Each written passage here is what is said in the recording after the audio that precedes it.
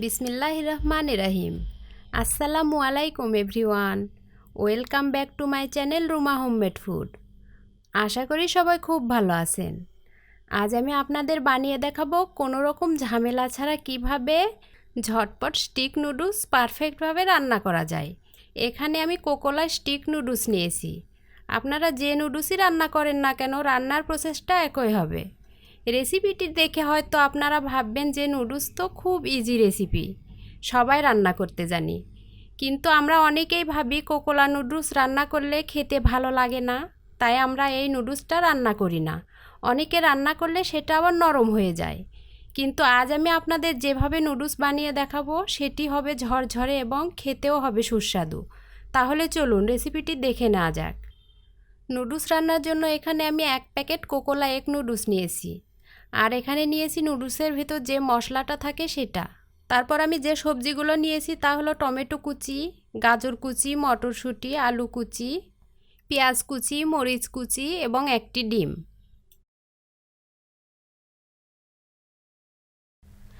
এখন চুলায় একটি পাতিলে পানি দিয়ে বলক তুলে নিয়ে এর ভেতর নুডলসগুলো ছেড়ে দেব।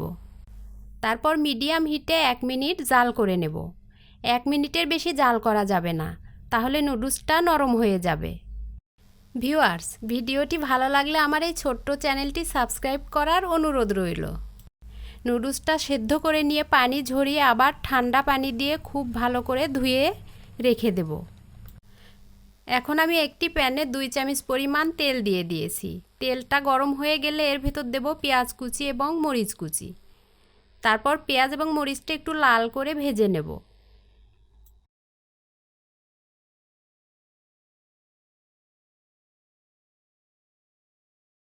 পেঁয়াজটা ভাজা হয়ে গেলে এর ভেতর কেটে রাখা সবজিগুলো দিয়ে দেব।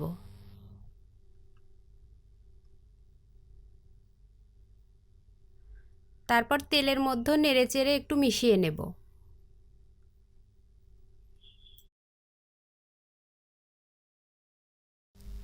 এ পর্যায়ে এর ভেতর আমি দেব 1/2 চামচ লবণ এবং 1/2 চামচ জিরা গুঁড়া।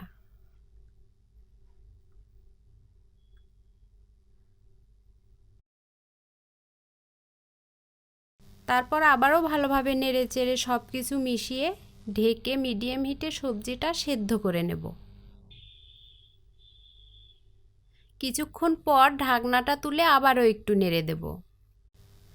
আমার সবজিটা এখনও সেদ্ধ হয়নি, এটাকে আমি ঢেকে আবারও কিছুক্ষণ রান্না করব। সবজিটা সেদ্ধ হয়ে এলে এর ভেতর কেটে রাখা টমেটোগুলো দিয়ে আমি আবারও কিছুক্ষণ রান্না করব। একটা জিনিস নিশ্চয়ই খেয়াল করেছেন, টমেটোটা কিন্তু আমি আগে দেইনি, কারণ টমেটোটা নরম সবজি, আগে দিলে গলে যেত। এবার আমি সেদ্ধ করে রাখা নুডলসটা ঢেলে দিয়ে সবজিগুলোর সাথে খুব ভালো করে মিশিয়ে নেব। ভিউয়ার্স, এই সবজি দিয়ে নুডলস রান্না করার কিন্তু একটি উপকারী দিক আছে। সেটা হলো, যেহেতু নুডলসটা আমরা বাচ্চাদের জন্যই বেশিরভাগ সময় রান্না করি, তাই বাচ্চারা নুডলসের পুষ্টির পাশাপাশি সবজির পুষ্টিটাও পেল। এখন ডিমটা নুডলসগুলোর উপর ভেঙে দিয়ে অনবরত নেড়েচেড়ে নুডলসগুলোর সাথে ডিমটা মিশিয়ে নেব। ডিম দেওয়ার পরে কোনোভাবেই নাড়াটা বন্ধ করা যাবে না। ভিউয়ার্স, এরকম নিত্য নতুন ভিডিও কিন্তু নিয়মিতই আমার চ্যানেলে আপলোড করা হচ্ছে, তাই আপনি একটি ভিডিও মিস করতে না চাইলে চ্যানেলটি সাবস্ক্রাইব করে পাশে থাকা বেল আইকনটি বাজিয়ে অল করে দিন, তাহলে সবার আগে ভিডিওগুলো পেয়ে যাবেন আপনার মোবাইলে। এখন সবশেষে নামানোর আগে নুডলসের যে মশলার প্যাকেটটা ছিল সেটা ঢেলে দিয়ে আবারও কিছুক্ষণ ভেজে নেব। ভিউয়ার্স, এই প্যাকেট মশলাটা কিন্তু আপনারা আগে দিতে যাবেন না। আগে দিলে এই প্যাকেট মশলার যে ফ্লেভারটা আছে সেটা নষ্ট হয়ে যাবে।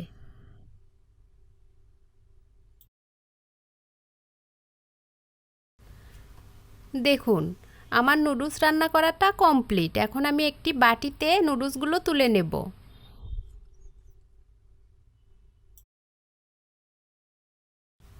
ব্যাস, হয়ে গেল আমার 1 প্যাকেট ঝরঝরে কোকোলা এগ নুডলস রান্নার রেসিপি। দেখলেন তো ভিউয়ার্স, কত সহজেই তৈরি হয়ে গেল আমার কোকোলা নুডলস। আর আমার নুডলসটা দেখে আপনারা নিশ্চয়ই বুঝতে পেরেছেন কতটা ঝরঝরে হয়েছে। শুধু দেখতেই নয়, খেতে তো মাশাআল্লাহ অসাধারণ হয়েছে। সেটা আপনারা একবার বানিয়ে না খেলে বুঝতে পারবেন না। ভিউয়ার্স, আমার এই রেসিপিটি যদি আপনার একটুও ভালো লেগে থাকে তাহলে আমার এই চ্যানেলটি অবশ্যই সাবস্ক্রাইব করতে ভুলবেন না। ধৈর্য ধরে আপনার মূল্যবান সময় ব্যয় করে সম্পূর্ণ ভিডিওটি দেখার জন্য অসংখ্য ধন্যবাদ। আজ তাহলে এখানেই বিদায় নিচ্ছি। আল্লাহ হাফেজ।